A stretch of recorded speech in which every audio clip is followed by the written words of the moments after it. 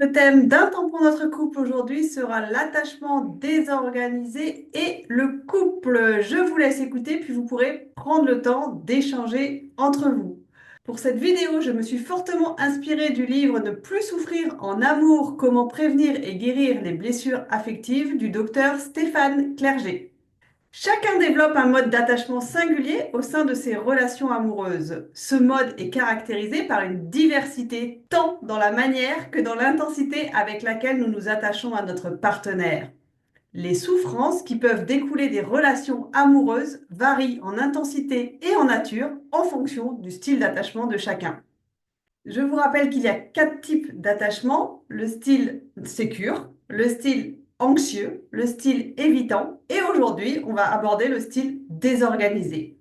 Seulement 5% de la population a un profil désorganisé, on dit aussi un profil chaotique. Voyons tout de suite de quoi il s'agit. Du côté des parents, dans un schéma d'attachement désorganisé, les comportements des parents peuvent être incohérents, désorganisés et parfois même effrayants pour l'enfant. Ils vont rapidement passer d'une affection excessive à un rejet total, ce qui crée de la confusion chez l'enfant quant à la manière dont il doit répondre aux besoins de ses parents pour obtenir leur approbation ou leur attention. Ils peuvent parfois être source de peur pour l'enfant, que ce soit à travers des comportements physiques menaçants ou bien du fait de leur instabilité émotionnelle qui peut être perçue comme dangereuse. Ils vont aussi parfois osciller entre des comportements d'attachement et des comportements de rejet, ce qui crée une ambiance imprévisible et stressante pour l'enfant. Les parents peuvent manquer de sensibilité aux besoins de l'enfant ou ne pas répondre de manière adéquate à ces signaux, ce qui engendre un sentiment d'insécurité et de détresse chez l'enfant.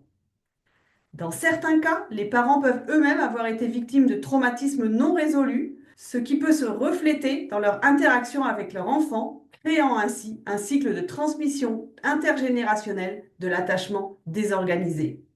Il peut y avoir aussi deux profils parentaux complètement opposés, un profil évitant et un profil anxieux.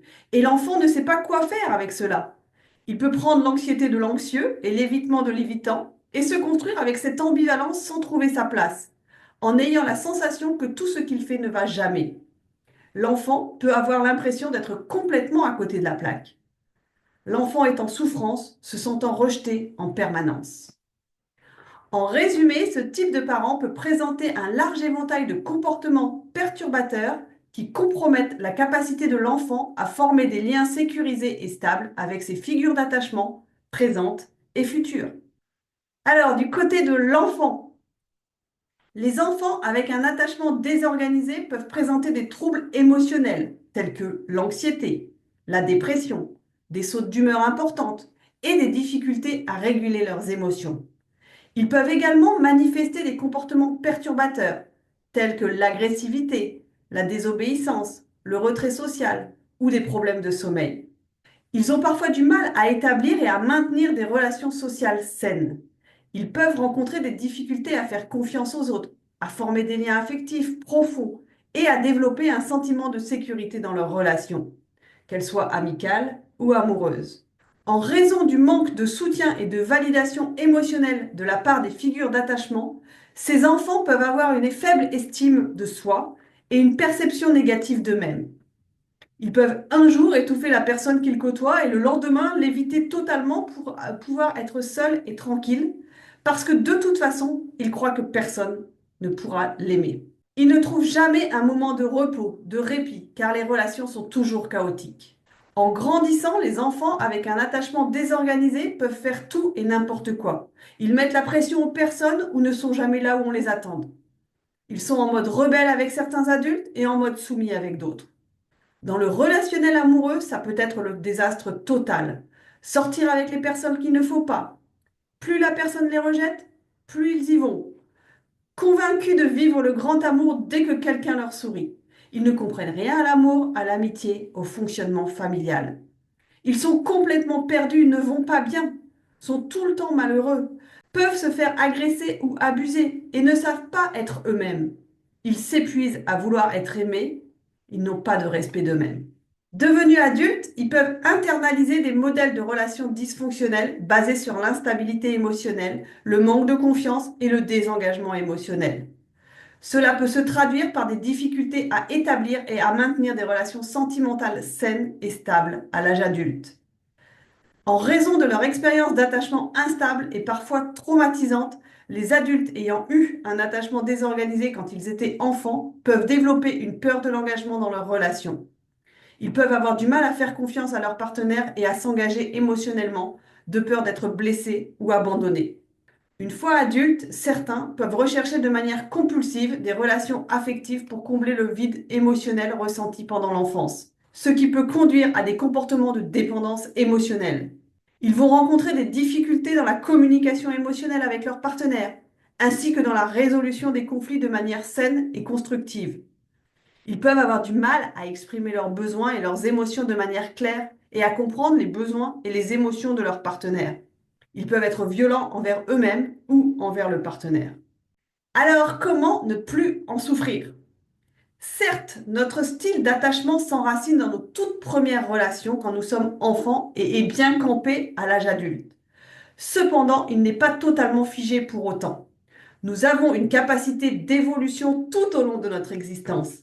Cette existence est liée à nos expériences sentimentales, à notre évolution psychologique, mais aussi au travail que nous pouvons mener sur nous.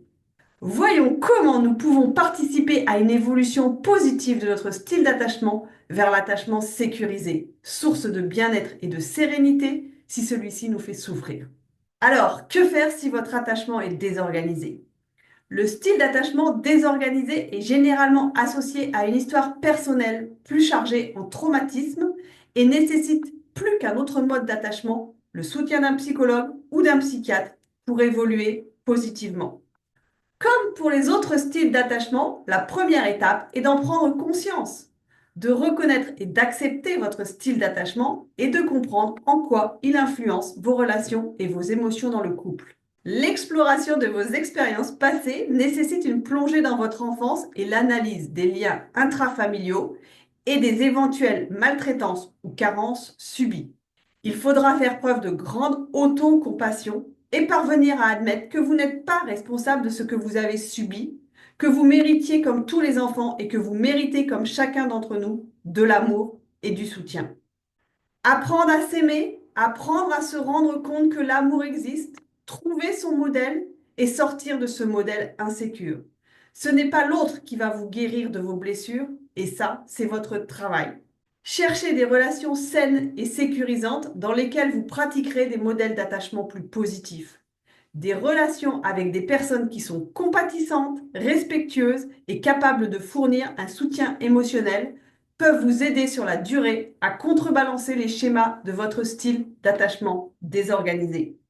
À l'inverse, fuyez les partenaires négligents, égoïstes, maltraitants ou toxiques. Ceux-là ou celles-là vont parfois vous attirer car vous avez été habitué dans votre enfance à cohabiter avec. Et même si vous en avez souffert, ces modèles ont cependant le confort du familier, du connu, et sont choisis inconsciemment pour cette raison.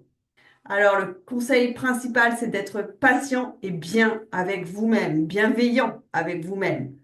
Changer son style d'attachement prend du temps et de la persévérance. Rappelez-vous que chaque petit progrès, chaque petit pas est utile. Pour aller plus loin, vous pouvez lire le livre du docteur Stéphane Clerget, Ne plus souffrir en amour, comment prévenir et guérir les blessures affectives. Pour ma partie, c'est fini. À vous d'échanger maintenant, de prendre le temps de commenter ce que vous avez entendu en donnant à tour de rôle votre point de vue et en écoutant celui de l'autre. Si vous avez des questions, n'hésitez pas à les poser sous la vidéo. J'essaierai d'y répondre soit dans les commentaires, soit par une autre vidéo. C'était un temps pour notre couple avec Sophie Caldier, thérapeute de couple, psychologue clinicienne et sexothérapeute. Je vous souhaite une belle journée et je vous dis à très bientôt pour de nouveaux sujets.